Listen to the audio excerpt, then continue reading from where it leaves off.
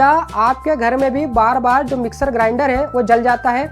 फिर वही परेशानियों का सामना करना कि बार बार सर्विस सेंटर के चक्कर लगाओ, बार बार मिक्सर की सर्विसिंग का खर्चा उठाओ। तो आज ये सब कुछ खत्म होने वाला है, लेकिन इसके लिए आपको वीडियो अंत तक देखना जरूरी रहेगा, क्योंकि आज मैं आपको मिक्सर ग्राइंडर का यूज़ करते समय कुछ ऐसी गलतियां बताऊंगा जो अक्सर आप लोग करते हैं, जिसके कारण से जो आपका मिक्सर है उसकी मोटर जल जाती है। यदि आप ये गलतियां नहीं करेंगे तो आपका जो मिक्सर ग्राइंडर है वो सालों साल चलेगा। इसमें सबसे पहली गलती तो यह है कि हमें मिक्सर ग्राइंडर में कभी भी खाली जार नहीं चलाना चाहिए। खाली जार चलाने से मिक्सर ग्राइंडर की मोटर गर्म हो जाती है, उस पर ज़्यादा लोड पड़ता है और उसकी जो कॉइल होती है वो गर्म होने लग जाती है। दूसरी गलती यह है कि जब भी आप मिक्सर ग्राइंडर का यूज़ कर रहे हैं तब उसे कंटिन्यू 1 मिनट से ज़्यादा न चलाएं।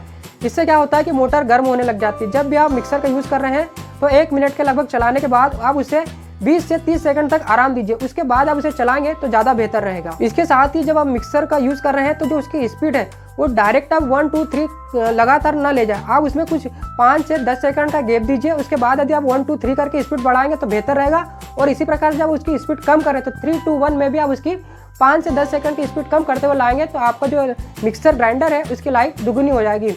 इसके अलावा तीसरी गलती यह है कि जब आप मिक्सर का यूज़ करते हैं और उसमें जब आप कठोर चीज़ें या सूखी चीज़ें उसमें पीसते हैं तो उसमें आपको थोड़ी सी नमी मिला लेना चाहिए, जैसे कि आप चना, सूखा मेवा या फिर हल्दी, इस प्रकार की जब कठोर चीज़ें पीसते हैं तो ये चीज़ें मिक्सर ग्राइंडर की मशीन पर दबाव डालती है। तो इनमें आप जब भी पीसे तो इनमें थोड़ी सी नमी जरूर डाल लें। चौथी गलती अक्सर लोग यह करते हैं कि उनके मिक्सर ग्राइंडर के साथ उन्हें जो जार मिलता है वो अक्सर उन्हें पूरा भर लेते हैं। आपको ऐसा बिल्कुल भी नहीं करना है। आपको अपने जार को आधे से ज़्यादा भरना है, यानी कुछ उसको खाली भी रखना है, क्योंकि ओवरलोड जार करने पर जो मोटर होती है उस पर दबाव पड़ता है और मोटर जल्दी गर्म होने लग जाती है। इसके अलावा बहुत से लोग अक्सर ये गलती क्या करते हैं कि जो उन्हें जार मिलते हैं वो उनका भी सही इस्तेमाल नहीं करते।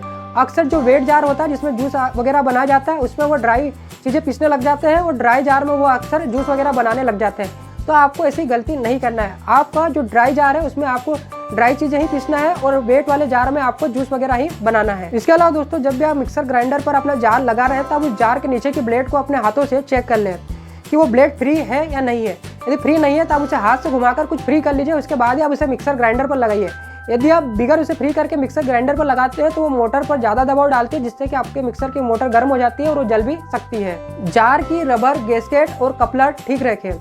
घिसा हुआ कपलर और गैस्केट मशीन पर बेवजह ज़्यादा दबाव डालता है, इसलिए आप इसे समय समय पर बदलते रहें। हफ्ते में एक बार मिक्सर ग्राइंडर की सफाई जरूर करें, क्योंकि मिक्सर ग्राइंडर के नीचे जो वेट्स होते हैं, जो छोटे छोटे छिद्र होते हैं, उनसे गर्मी नहीं निकल पाती है, जिसके कारण से मिक्सर ग्राइंडर की मोटर पर लोड बढ़ता है। इसके अलावा लो हाई वोल्टेज से भी जो मिक्सर ग्राइंडर है उसकी मोटर जल सकती है, इसलिए हो सके तो अच्छे प्लग का या स्टेबलाइजर का इस्तेमाल करें।